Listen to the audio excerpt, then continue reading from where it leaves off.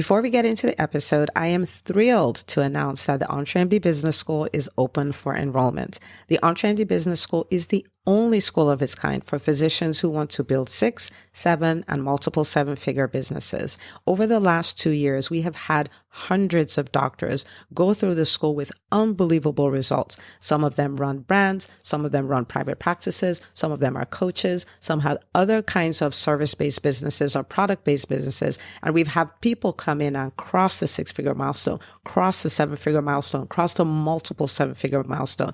You will be in a place where you'll get the coaching, the community, the accountability that you need to thrive as an entrepreneur, especially in the times that we're in.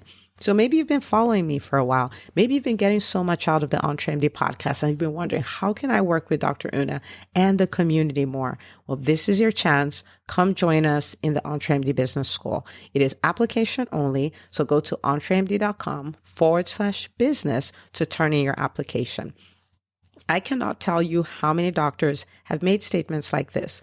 I recovered my investment in the first week. I recovered my investment in my bank account in the first 90 days. This is the best investment I've made in myself ever. I want you to have that kind of story, not just a story of building a great business that serves a lot and earns a lot, but having a business that gives you the freedom to live life on your terms. So don't wait any longer. entremd.com/business. And now for the episode.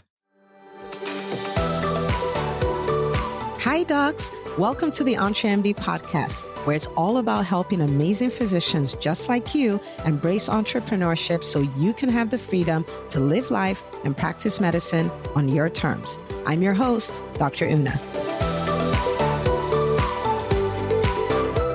Well, hello, my friend. Welcome back to another episode of the EntreMD podcast. Today is going to be a lot of fun because we are going in a direction I don't think we've gone in since we started this podcast almost 4 years ago at this point.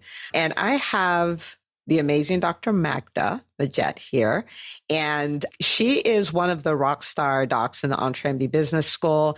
And I would have her introduce herself in a second, so you'll see why I'm so excited that she's here. And then we're going to take this in an interesting direction. So Dr. Makda, welcome to the show. Oh, great. I'm so excited to be here with you, Dr. Una. I am, just to introduce myself, I'm Dr. Makda Majette. I'm a family physician in Miami, Florida. I'm also an HIV specialist, and I am a physician entrepreneur, newly physician entrepreneur, and I am still growing and learning new things every day. And I'm very excited to share some things that I've learned through my experience with you today. Love it. And so learning you're always going to do. You're in a whole business school. So what can we say, right? But so the conversation we're about to have is a spinoff from a conversation that happened in the EntreMD Business School Vision Retreat. So every year in October, we have a vision retreat. That's where we set our goals for the next year, right? So like everyone who listens to the podcast knows that I start my year in October. And that's just because if you start in January, you're late. You know what I mean? The year already started. And so at that retreat, by the way, how was that retreat for you? It was transformational for me, I would say. I think that's the term I would use. There was so much energy in the room. I don't think in my life, I've never been in a room with that many doctors, first of all, physicians that were happy, right? That had a strong vision and their life goals kind of in their mindset and were sharing so much intimately. And there was no competition in the room, which is the main thing too. So there was no comparison or competition, but I felt like I was in a room full of giants, but I did not feel insecure in any way. Oh, that is so good. Yeah. That's amazing. And that's a really good read of the room. I wouldn't have used those words, but that's exactly what it was like. Mm-hmm. Wow. Okay. I'm glad I asked that question. Okay. So Dr. Makda was in this room full of giants and she did not feel insecure because she's one of the giants. And it's a room full, I mean, we're talking vision, people, all 9 areas of their lives, what 2024 is going to look like. And we're working through mindset, drama, and all of this stuff. So I believe it was on the second day. And I was like, okay, we're going to be chasing down these business goals. We're going to be chasing down these life goals. But how do you do this and still, right? And still have, so I started listing out some things. And one of the things I said was joy. Like, how do you work hard, push through obstacles, have to deal with challenges, go through the almost like a grind of everyday life, right? And be joyful because we're burning daylight, right? This is not the rehearsal. This is the life. And if we cannot have joy as we go after our goals, when are we going to have joy? Right? Like who wants to be 90? Mm-hmm. And you're like, I achieved everything, but man, I didn't live any aspect of my life. Like I just wasn't there. I wasn't present. I didn't enjoy it. Who wants that? Nobody wants that. Okay. So I asked the question, and Dr. Makda came up to say, I have something to say. And when she got up, I was like, you know what? She is the embodiment. So if you're listening to this on the podcast, you don't get to see her face. If you're watching this on YouTube, it's just joy. There's just this joy that she radiates. Always has this big smile on her face. When you see her, you just smile. That's the way it is. So when she came up, I was like, okay, that's interesting. Yeah, you should be talking about this. So tell us what you told us then, your thoughts about that, how people need to approach that. So let's have some dialogue around that. Okay. Well, I'm not sure if I'll word it, but it won't be exactly, of course, what I said during the vision retreat. But what I said was a lot of us, well, if you have my personality in particular, so from my personal example, I made a conscious decision that I would be a source of joy for others, even if I couldn't be for myself. And so in that respect, there's all sorts of things that we hear about. If you put on a smile, people smile back and they reflect that back to you. And then, of course, that will make you feel better as well. So I made that decision when I was little. So I've been smiling at people since I was younger, right? So, but just because you necessarily portray joy to others doesn't mean you feel it or receive it all 100% back to you. So I had to learn to receive the joy that I get from others. And in doing that, in order to do that, it's as physicians, we work hard. We're there to help people as much as we can. That's most of us. That's why we came into this field. We want to help our patients to feel better. When they give us a compliment where they say, "Oh, doc, thank you so much. You made me feel better." We have to take time to receive all of our compliments and realize that, hey, I was the person that did that, right? And it's not to become egotistical, right? So of course, there's a balance, right? We're humble, a lot of us, but it's not, you don't receive your compliments to become egotistical, but to acknowledge what you were able to do so that you can continue on and receive the happiness that you were giving your patients or the people in your life, so that you can continue on doing that. Because if you only give and you never receive the joy that you're giving others, then you will be completely depleted, because you will feel like I'm working. And then when people say, "Oh, thank you, doc," you're thinking, "Oh, well, they don't know that I did this wrong." And you're not really receiving your compliments. You're not really receiving what you have put out there. And then you will not be able to sustain. That's a little bit of what I said. That is so good. Yeah. Okay. I didn't mean to interrupt you. Go ahead. Yeah, that's a little bit of what I was getting to at the vision tree. Of course, it's not exactly the same of what I said there, but that's the main point is that we have to be able to treat ourselves kindly. If you spoke to your patient the way you may speak to yourself at night, is that going to sustain you?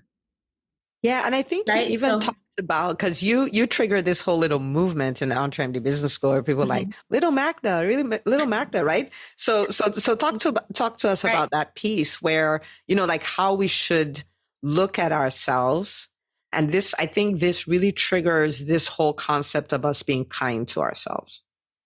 Right, which is very important. So we have to treat ourselves even as, okay, so it goes in two ways. You can treat yourself as you were a baby, right? So babies, they smile like a million times a day. Of course, that changes as we age, but it doesn't have to change to the extent that it does.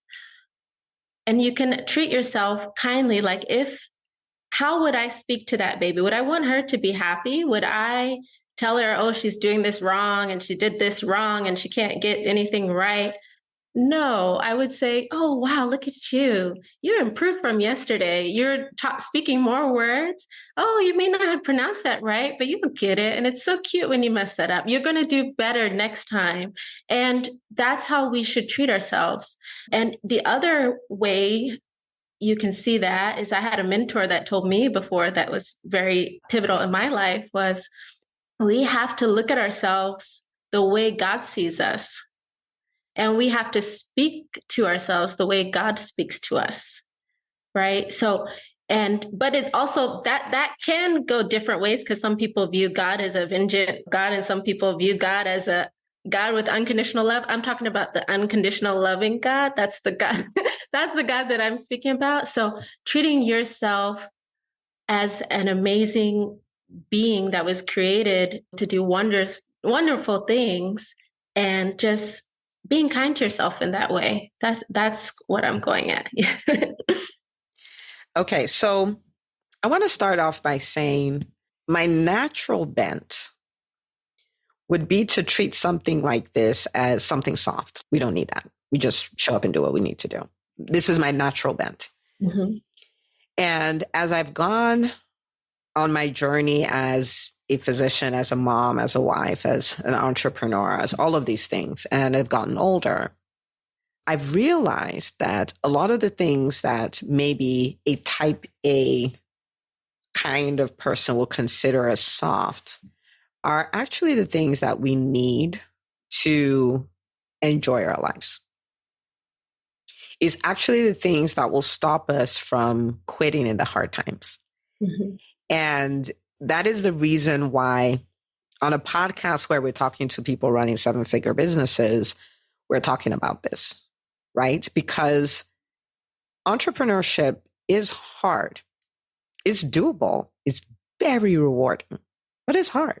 Mm-hmm. And if you can't figure out how to enjoy the journey, what's the point, right? Because most entrepreneurs are entrepreneurs like forever. I see people, they sell their businesses for 50 million, all of that. They take off for a year, go on all the trips, do all the things. And they're like, they start another business, right? Like entrepreneurs typically are just entrepreneurs. And it is very critical that we learn to build dream businesses and build our dream lives at the same time, right? So the things you've talked about here, they're simple, meaning we can do them, right? We can smile, mm-hmm. right? We can smile at people. We can make that a habit. I'll tell you something funny. When I started doing videos, I would write smile on a Post-it note and put on the computer because that's not my natural bent. I'm an introvert. I'm in my head. I'm thinking, and I just put that there to remind myself to smile. When I walk into a patient's room, I walk in with a big smile. Doesn't matter what happened because I'm like, I don't know. I might be the only smile they get today. Mm-hmm. Right? I don't know. And so I would do all of those things. But you bring up something really important. The fact that we give it doesn't mean that we can receive, right? And we need to do both parts. So someone can then say, oh my goodness, Dr. No, you're amazing. Like coming to your office to see is really the highlight of my day, blah, blah, blah. And I'm just like, whatever, I'm doing my job, right? Like I could do that. Mm-hmm. But what I did is I just short-circuited the process because it's supposed to be a give and receive cycle, and I just cut it off. So there are people listening, may or may not be me, I cannot confirm nor deny, but let's say somebody's struggling with the side of receiving, whether that is compliments, gifts, thank yous, and all of those things. What would you've grown in your capacity to receive, right? What would you say to that person?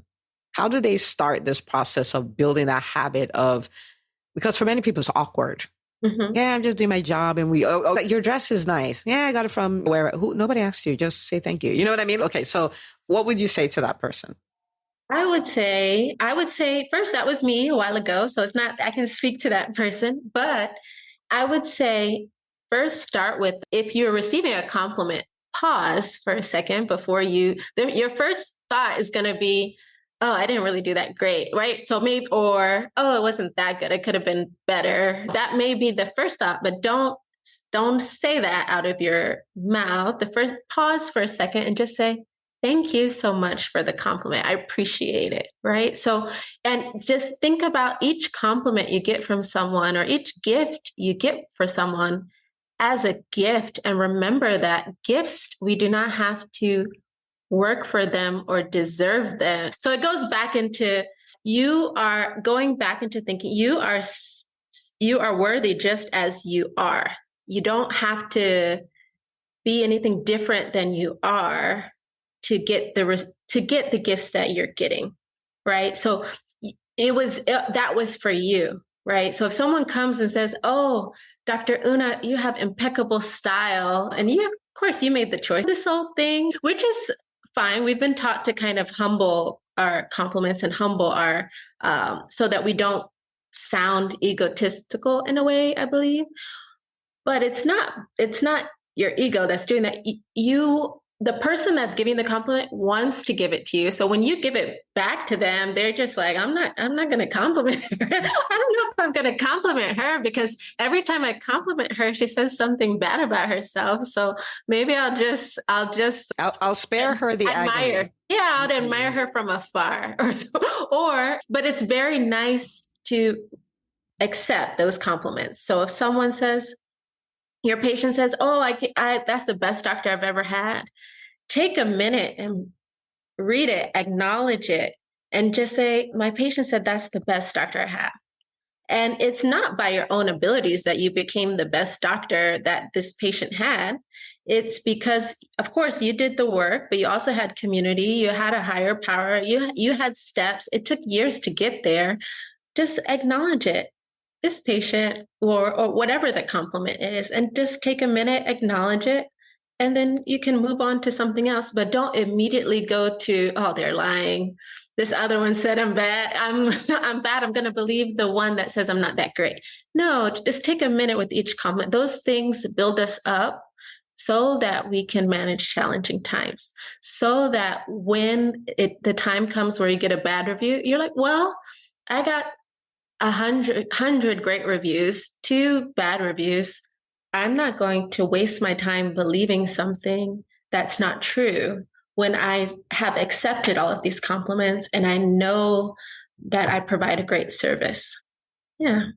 Okay, people, got to accept the compliments. Okay, so let me run down what you gave us here. So the first, again, simple. Number one is smile, right? And we can all practice that more. We live in a world that's really strange at this time. So yes, let's do that one.